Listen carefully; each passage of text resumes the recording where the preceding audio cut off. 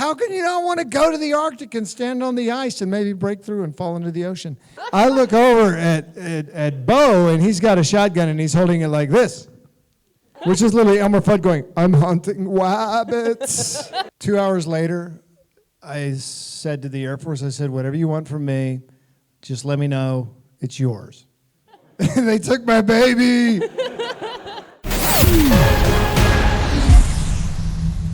I watched the entire first 8 seasons of SG-1 in 2 weeks. You would sit at home, watch it on DVD or something. Nope, VHS. So a truck arrived to your home filled with VHS tape. You had to clear a whole room, I guess. 3 massive boxes were shipped to me. So I started watching it, and I was like, oh, God. And then there were a couple of episodes early on. Torment of Tantalus, is that? No, that's Star Trek. Yeah, I saw Kirk and Spock, and I went, that's a great relationship. No, there was a couple episodes early on, and then there were a number of episodes into the run that I thought were really, really good. And I enjoyed it, and I liked the team, and I liked the feel of the show. So at that point, I was like, oh yeah, this would be great. This would be good. This would be fun. And it was. So you knew what you were getting into because Rick was leaving the show. You make it sound like I should have known better. I knew that there would be fans of the show who hated it.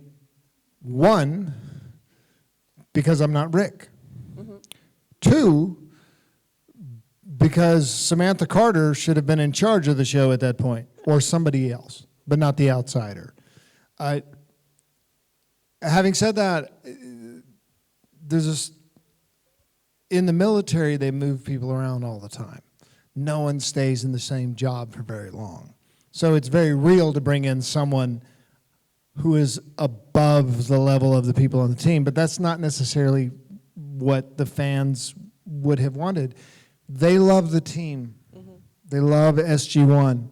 They love the dynamic between Carter and O'Neill and Jackson and Teal'c. So my job was to come in, do my job, and integrate into the team. That's why you watch all 8 seasons of the show before you go on it, so that you know what the show is and you know what it is that the show requires, not what Ben Browder, the actor, requires. What I liked about when Mitchell came to the show, that the dynamics really changed. Like, for example, Teal'c became much more active. Like you were kind of Mitchell was trying to force Teal'c into doing more action and not just being observing and indeeding the whole time, you know. How was the experience of trying to push Chris Judge to do something more active? I shamed him mercilessly. I love doing action, or at least I loved doing action when I was a younger man. So when I came on the show, I know that visually you can get much more interesting stuff if the actor is actually doing 95% of the stunts. And so I showed up, and if there was something like a ratchet pull, a ratchet pull is where they take the actor or the stuntman and they attach. They'll put a harness on them and they'll attach a rope to them. Mm-hmm. And that rope will extend off to a pulley. And then they will pull the rope and the actor flies off into the air, right? Or the stuntman flies off into the air. So the first time a ratchet pull came up, I went, yeah, I want to do that. And Chris kind of looked at me and shook his head and went, my knees, my back. Because they hadn't been doing stunts. Because Rick apparently didn't like doing stunts. I don't know. I wasn't around. But so the stunt team had been doing almost all the stunts and been doing almost all the fights. And the running, the jumping, the falling, the ratchet pulls and things like that. And I find those kinds of things exciting to do. Like jump out of a plane, let's do it. Parachutes, like it. Like when we went to the Arctic to shoot for Continuum, and we were with the Navy for a week, 300 miles north of the Arctic Circle on an ice floe with the U.S. Navy. And Amanda and I went, and Chris Judge discovered that they had bears north of the Arctic Circle and didn't want to go. How can you not want to go to the Arctic and stand on the ice and maybe break through and fall into the ocean?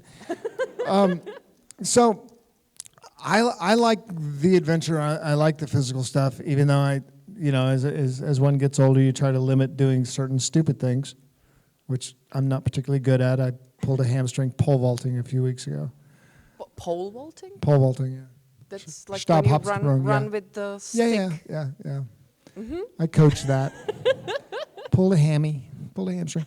Yeah, I like doing it, and I think because I was doing the stunts and Teal'c was supposed to be action man, he felt like he had to do stunts. It's like, bro, it's okay, you got bad knees, you don't need to do that. But yeah, I impinged on his masculinity. What are you drinking? Nothing really, but it's completely non-alcoholic Cola Light and Room Light something. Cheers. Non-alcoholic rum. No, yeah. That's a hell of a thing. Must have got that from the Cuban connection. Cuban?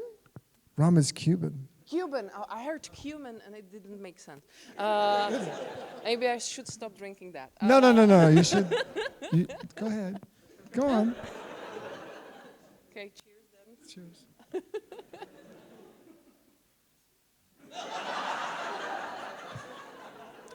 V obramburky se nerozdělí. Oh, what did you say?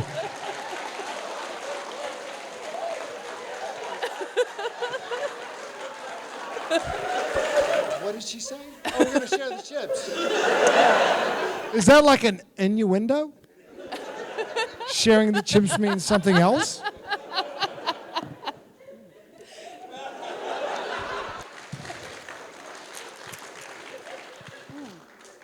Thank you. Helped. I think now it's time for some audience questions. Since this is supposed to be part Q&A, are you ready for audience questions? You really want to interrupt this magic moment? Yeah, bring someone third into this situation.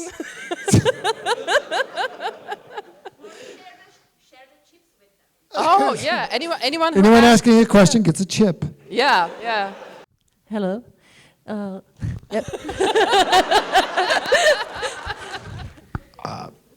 It was a one-way practical joke situation. The first episode that I shot on Stargate, there's a scene where we were enclosed in a space and the ceiling is coming down, and it's getting tighter and tighter. And the first time they shot this scene, they were shooting it from outside, where the doors were going to open, but they decided to go ahead and lower the ceiling anyway. And I'm in this tiny space with Chris Judge, and the ceiling's coming down, and I look over, and he's unbuckling his pants. And then he's pulling his trousers down around his ankles, and his underwear. And the ceiling's getting lower and lower, and here's Chris Judge. The camera is over here, and he is buck naked from the waist down. I'm just stuck in this little tiny space with Chris. What the heck's going on, man? And he said the door opens and the camera crew is looking right up the backside of a naked Chris Judge. I was like, yeah. This is going to be a fun 2 years. How much fun was it to make fun of Beau Bridges, the way he held a gun and walked through the woods? There's a scene where Mitchell and Landry are walking in the woods and they're going hunting. And Beau Bridges, God bless him, from Southern California, I don't know that he'd ever held a shotgun in his life. And what he knew about holding a shotgun, he had learned from Elmer Fudd from the Bugs Bunny cartoons. I look over at Bo, and he's got a shotgun, and he's holding it like this. Which is literally Elmer Fudd going, I'm hunting rabbits. So he's walking through the woods with a shotgun like this. It's like Bo, you're out hunting with a shotgun. Just throw that thing over your arm, and walk like Elvis. So it was kind of interesting to make fun of Bo Bridges, who's an exceptionally talented and experienced actor, because he didn't know how to handle a shotgun, and I grew up with a shotgun, so. I don't know what accent she was trying to use to make fun of people earlier, but I probably have that accent in an American. So you had like a pet gun when you were growing up? No, I had a real gun. Since what age? 11. America. It was so used. It was used for hunting.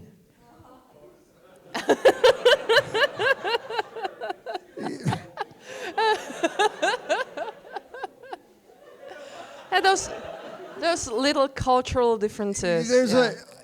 Yes, and it is a specific culture which grew up around the frontier, which grew up around when my mother and father got married, the only meat they ever ate was things that he shot. Like no supermarkets or nothing around? They couldn't afford it. They were poor. Oh, okay. And so hunting was a cheaper way to put food on your table. So we were raised in a culture which was one generation removed from this is how we put meat on the table. My family was farmers and loggers. And so that particular culture, by the time you were 5 or 6 years old, you were cleaning the guns. When you were 7, 8, and 9, you were walking with your grandfather, your uncle, your dad, your relatives in the fields, and you got your own gun when you were 11. Wow.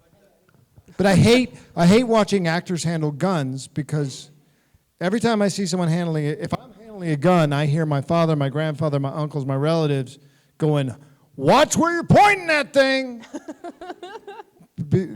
So, like gun safety, I don't think gun safety can be learned on a range. I think gun safety, if I was teaching, would be learned in the fields with your kids, because guns have serious consequences. And you know that if you've ever shot an animal and cleaned it and ate it. So, it's just a different culture. I'm not trying to justify it, but I grew up with a gun, and I got my first gun at 11. What kind of jet you have on your T-shirt and why? That's a darn good question. Does anybody recognize the profile of this jet? It could be F-35, but I'm not sure. Could be, but it's not. Close. You guys will get those next year. So it's 22. Yeah, it's the F-22 Raptor. It's also on that side there. My son is an F-22 Raptor pilot for the United States Air Force.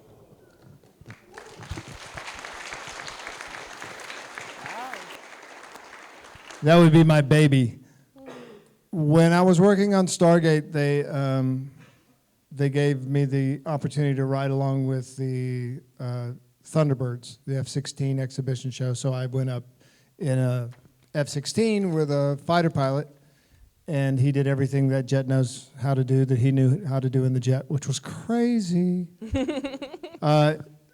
2 hours later, I said to the Air Force, I said, "Whatever you want from me, just let me know, it's yours."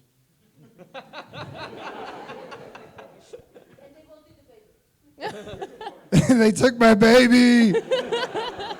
So do you really think that maybe your son joined because he saw his father, being a part of military in a pretend play in the show?